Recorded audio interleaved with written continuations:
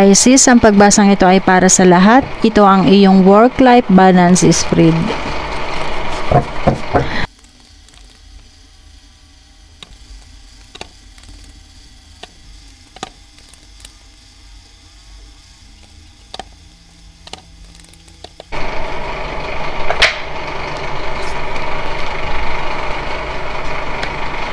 Okay, Pisces, ang inuuna mo sa ngayon ay ang iyong nararamdaman. Maaaring nakaranas ka ng betrayal, heartache o paghihiwalay. Nakakaranas ka ng kalungkutan o maaaring yung iba sa inyo ay nakakaramdam ng kalungkutan dahil sa pagluluksa. Nakakaramdam ng galit. Yan ngayon ang pinagtutuunan mo ng atensyon o maaaring yung iba sa inyo ay nahihirapan magdesisyon. Kung hindi ikaw ito, maaaring ito ang iyong person, Pisces. O maaaring nalaman na ang mga sikretong nakatago. Dahil nakikita na dito yung heartbreak, betrayal, loneliness, depression, ang sakit at kalungkutan ng iyong puso. Maaaring yung iba naman sa inyo nalulungkot dahil sa iyong karamdaman, dahil sa iyong traumang naranasan, sa mga pagtatalo-talong nangyari, sa mga hindi pagkakaintindihan. Nakikita ngayon ang iyong pagluha sa mga nakaramdam ng binanggit ko.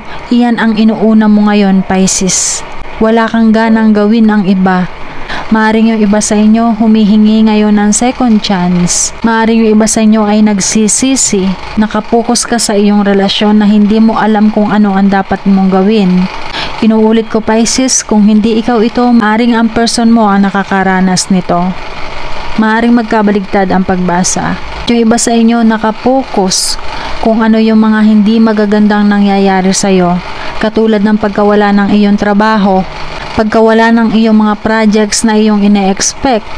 Nakapokus ka sa mga nangyaring hindi magagandang pagtatalo-talo, sa mga conflict na nangyari. Yung iba naman sa inyo nakapokus sa iyong mga hindi magagandang nararamdaman sa iyong kalusugan o sa iyong katawan. Kung hindi naman ikaw ang namumroblema sa iyong kalusugan, maaaring namumroblema ang taong malapit sa iyo, Pisces. At itong taong ito ay nakakaranas ng anxiety, depression, trauma. Yung iba sa inyo maraming iniindang sakit na nararamdaman. Taking care of your mental and emotional health at this time will be extremely important to your recovery. So be kind to yourself and try to keep a positive outlook, Pisces. Yung iba naman sa inyo, inuuna o pinapriority mo na mahulog ka sa ibang tao o ma-inlove ka sa ibang tao. Nakikita dito yung relasyon, yung tamang pag-ibig sa maling panahon. Maaaring pareho kayong taken na o maaaring ang isa sa inyo ay taken na. Kahit masakit ang magiging resulta, kailangan dito magdesisyon, Pisces. O maaaring ikaw ay nakapagdesisyon na, Pisces, o di kaya ang iyong person. Kaya nandito na ang Three of Swords. Nuulit ko, hindi lamang ito sa relasyon. Maaaring pagkabigo sa iyong pinapangarap. Maaaring ito rin ay sa pakikipagkaibigan.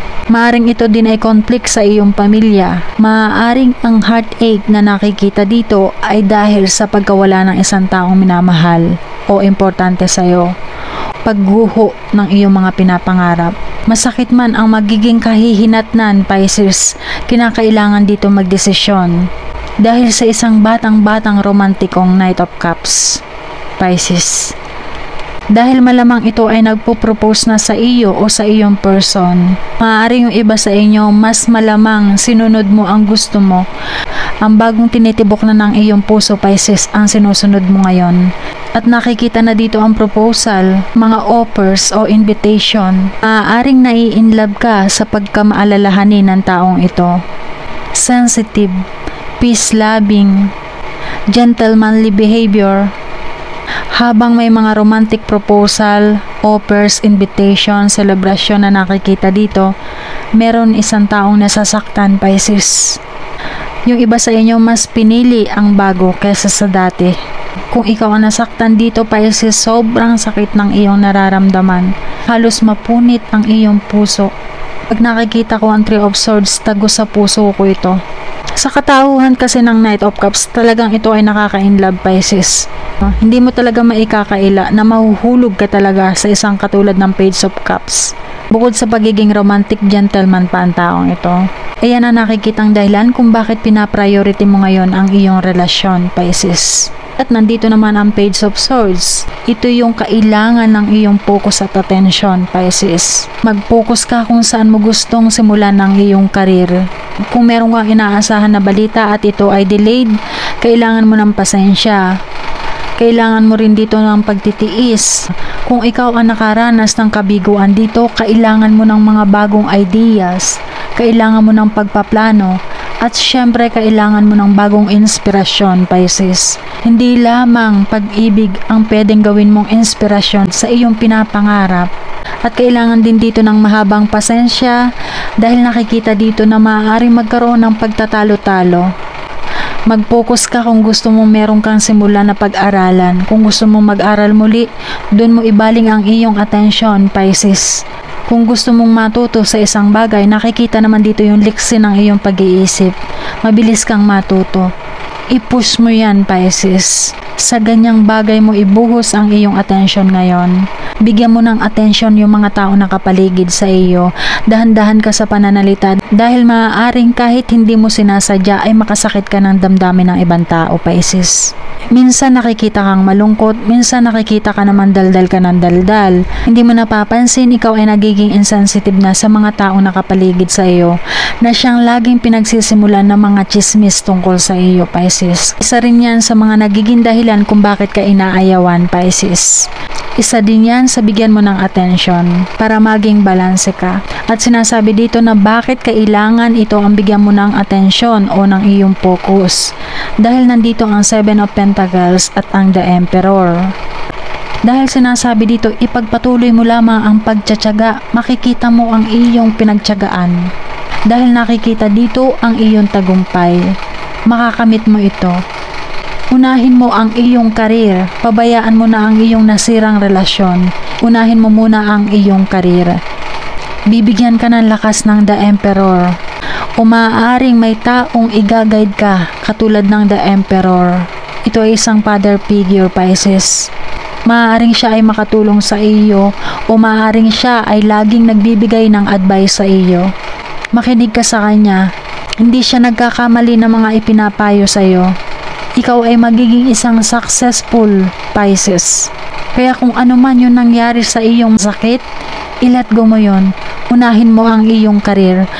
Mag-focus ka sa bagong kaalamanan. Kung may mga dumarating na magagandang opportunity sa iyo, huwag mo itong palampasin, Pisces, para makita mo ang iyong success. Magkakaroon ka ng mga bagong direction, Pisces. Kung nakakaramdam ka ng frustration, hindi mo nakikita ang pagkakaroon ng pag-unlad, hindi mo nakikita ang pagkakaroon ng progress sa iyong mga plano, alalahanin mo. Kaya sinasabihan ka dito na kailangan mo magtiyaga. Kailangan ng mahabang pasensya. Keep going. Kahit anong mangyari, kahit anong humadlang, huwag kang susuko. Bibigyan ka ng lakas at confidence ng The Emperor. Iga-guide ka niya, Pisces. Yan ang dahilan kung bakit kailangan mong pagtuunan ng atensyon at focus ang Page of Swords. Sinasabi nga, kung may tiyaga, may nilaga, para matupad ang mga pinapangarap mo. Para naman sa mga naghahanap ng improvement sa iyong kalusugan, kailangan mo mag-adjust sa iyong mga nakasanayan, sa iyong lifestyle, para magkaroon ng improvement sa iyong kalusugan. Dahil ang The 7 of Pentacles is a card of manifestation of goals. So if you want to drop a few pounds, build up your fitness, break a bad habit or change your diet, now is a great time to focus your energy of these goals, Pisces. At magandang balita rin ito sa mga gusto na magkaroon ng anak. Para naman sa mga nakakaranas ng paghihiwalay, alamin natin kung ano ang mensahe sa iyo ng iyong person o ng iyong ex-person.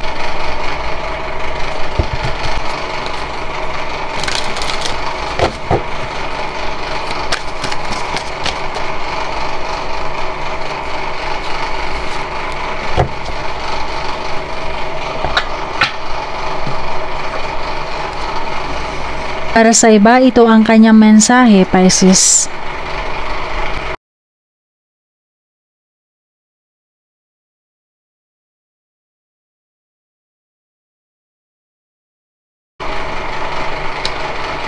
At para naman sa iba, ito ang kanyang mensahe.